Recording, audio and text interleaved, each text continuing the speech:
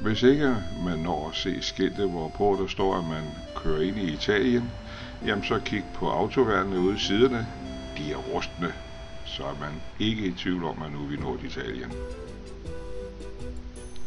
Så nåede vi til Gardasøen og campingplads San Francesco, som ligger nede på Sirmione-halvøen i den sydlige del af Gardasøen, som ses her.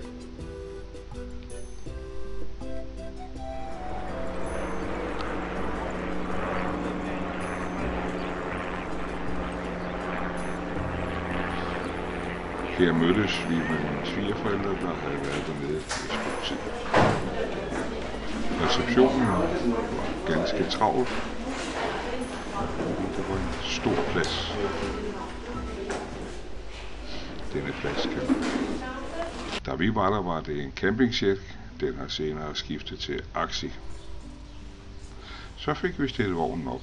Vognen her, det er mine svigerforældres, så er Lones pigers telt. De har ikke et telt, de har 2 telt, for sådan nogle tøser, de skal jo naturligvis have et til deres tøj. Her har vi så vores vogn og vores lille hund. Og der har vi vores bil, og den næste bil, det er min svigerforældres bil. Vi havde lejet 3 pladser, og som du kan se, så var der en hel plads, hvor vi kunne have vores bil på, så de var ret store, pladserne. Om natten fik vi et kraftigt uvejr med blæst og torden, og næste dag så Gardasøen sådan her ud.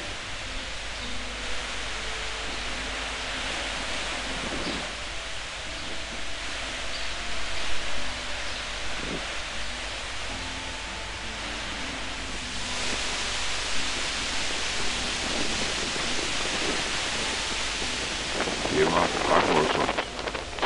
Det var heller ikke alle både, som overlevede denne nat.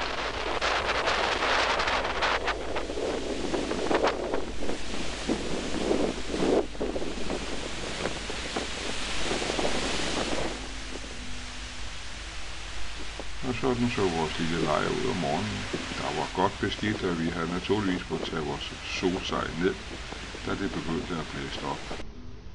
Det var en ret urolig nat.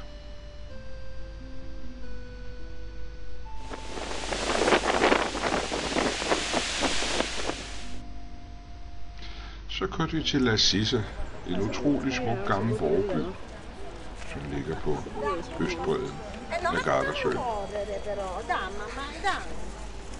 Vieni su, bella brava. Vedi un altro, vedi? Vieni, dai, ma Bello. Hai visto?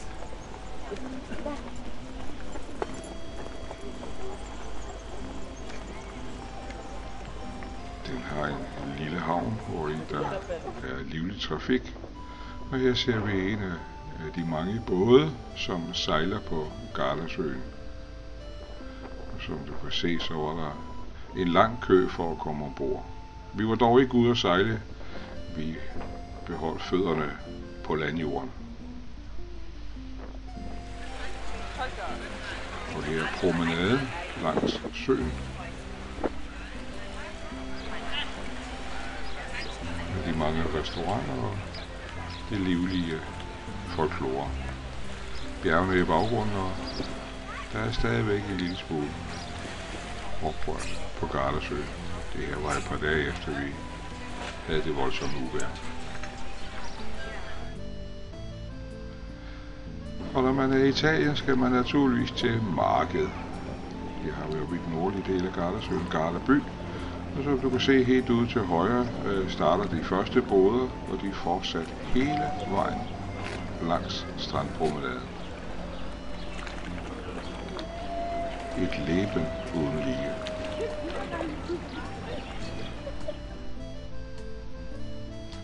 San Franciscos toiletbygninger. De er utrolig velholdte, de er tilsyneladende forholdsvis nye. Jeg ved ikke, hvor gamle de er. Og rengøringen var tip-top i dem. Tidligere om morgenen og om eftermiddagen så var rengøringsfolkene i gang. Og vi kan se heldet til Gardasøen. Den var farveopdelt indvendigt. Man har de gule farver, som du kan se her. Det er fællesområder. Og i det her tilfælde var det tørretum på strygestue. har vi, hvor du skal vaske op. Og så har vi en mand, som vasker op. Plejer vi at gøre det? Ja. Og her har vi det blå område. Det er herrenes område.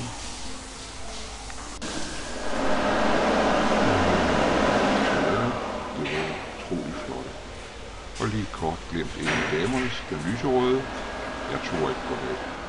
Så har vi det grønne område, et børneområde, og alle ting her var i børnehøjde. Det er virkelig flot. Der er også en del hytter på pladsen, som forskellige bureauer udlejer.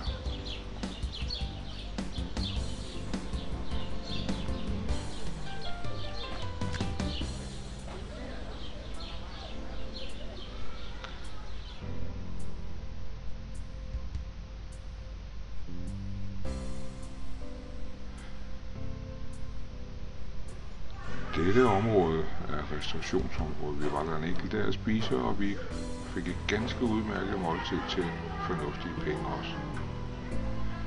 Herinde til venstre er der et legeområde for børn, hvilket kan høres.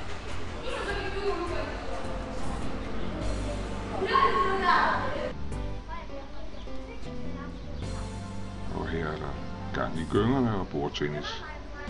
Der var også en lille forretning med tøj. Og desværre var take away stedet lukket, men det så sådan ud. Her var vi jo også hen og købe pizza en dag, og det var godt. Pladsen havde et rigtig stort, flot og velassorteret supermarked. Det vil du kunne se, jeg går en kort tur ned gennem den ene række på tværs.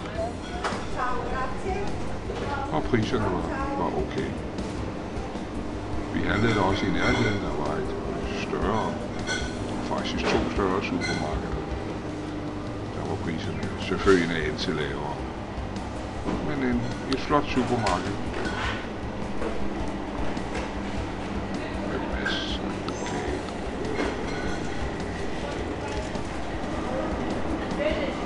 Og drikkevarer.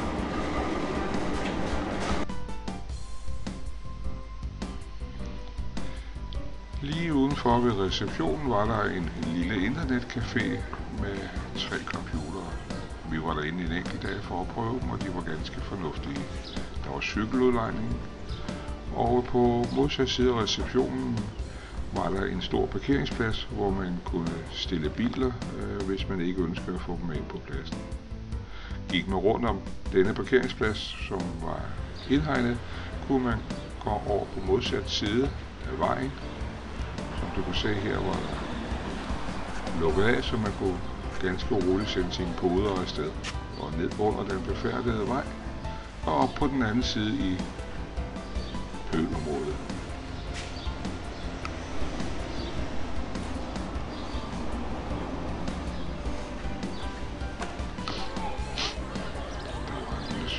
Forretning, hvor man kan købe forfriskning og lidt at drikke og lidt at spise, og lidt is selvfølgelig. Swimmingpoolen var stor og flot. Som du kan se, var der meget afvandet i denne ende, så børn og forældre med børn havde mulighed for at få deres poder ud i vandet. Små øer. Og her kommer der så et rækværk, som adskiller til det dybe område.